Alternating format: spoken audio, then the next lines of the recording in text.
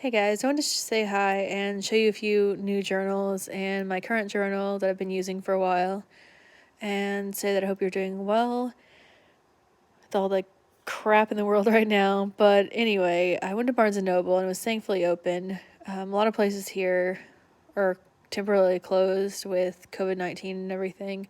Restaurants you can't sit down and dine in anymore here for now. And anyway, I wasn't planning to even go to Barnes and Noble. And I was like, I feel like going somewhere. I went to McDonald's for food. And I'm like, I feel like going somewhere else because I dressed up and just felt like getting out of the house. And I felt like I need to like walk around and get some circulation because I kind of like wasn't feeling so hot. So I was like, all right, I'm going to go like walk around somewhere. So there weren't many places left.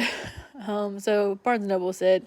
And then I shopped and got this. And I couldn't resist this. I'd never seen this one before. And it was one of the $6.98 ones. I forget what they're called. Incredible. I think they say essential, amazing value. They say something cheesy anyway, with the sticker on the front. But I took that off. But it's about $7, and it's got these are either bubbles or planets. I'm not sure which. I like to think that they're planets. I wish this bitch wasn't on the front, but I like the trees in it. I've been trying to get into reading a little bit again, and plants. I've got some plants in my house, and just shit to feel like more alive. I guess normal and whatever. I just thought this was gorgeous. I'm going to start using this at the same time as my current journal.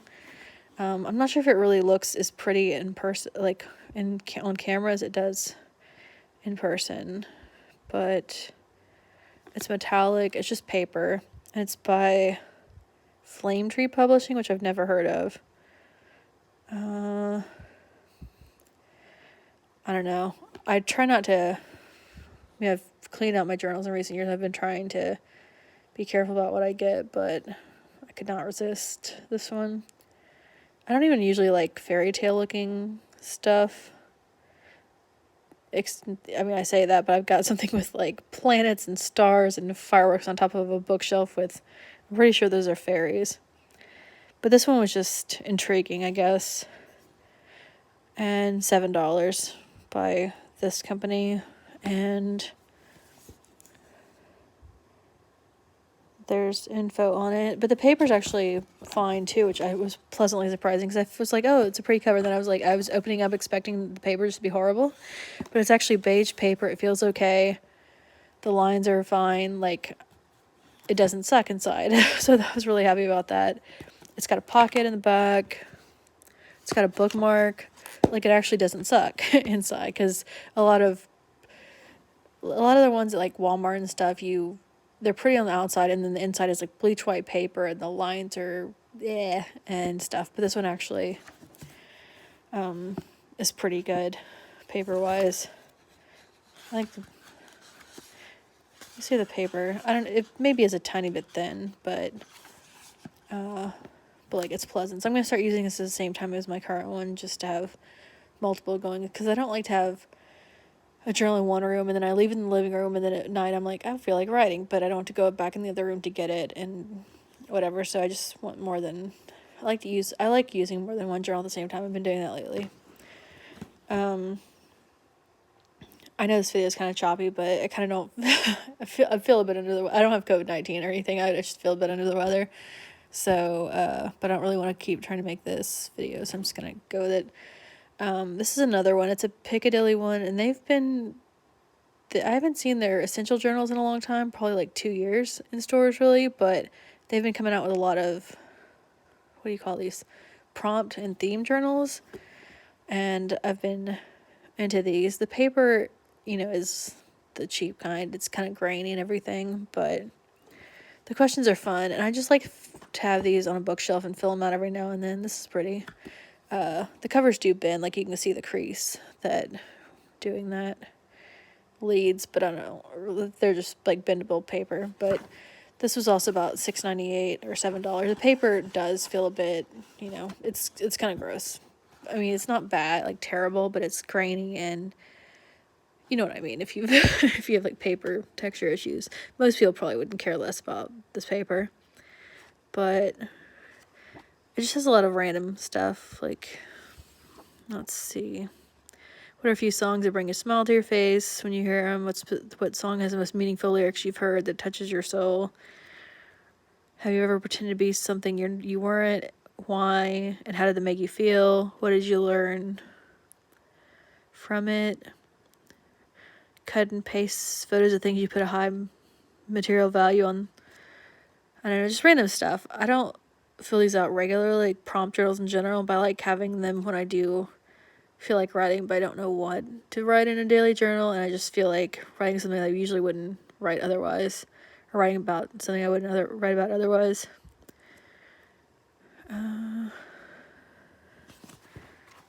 What else? How do you define success? The other side of the page doesn't have lines. What moment in life was so great that you can't put it into words? Has anyone really had moments where like they're so great that you haven't put into words? Is like marriage and kids that, or is it like I don't know. Actually, I take the back. Some of these pages have lines and some don't. I could have sworn that one I just saw did not have lines. Yeah, that didn't have lines and the rest do. That's weird.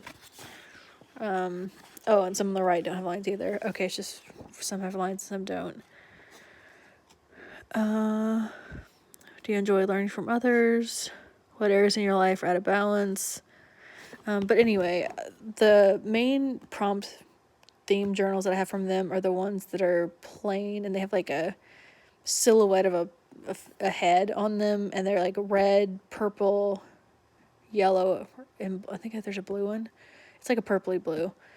And those, there's like a this or that type of journal. I forget the name of it.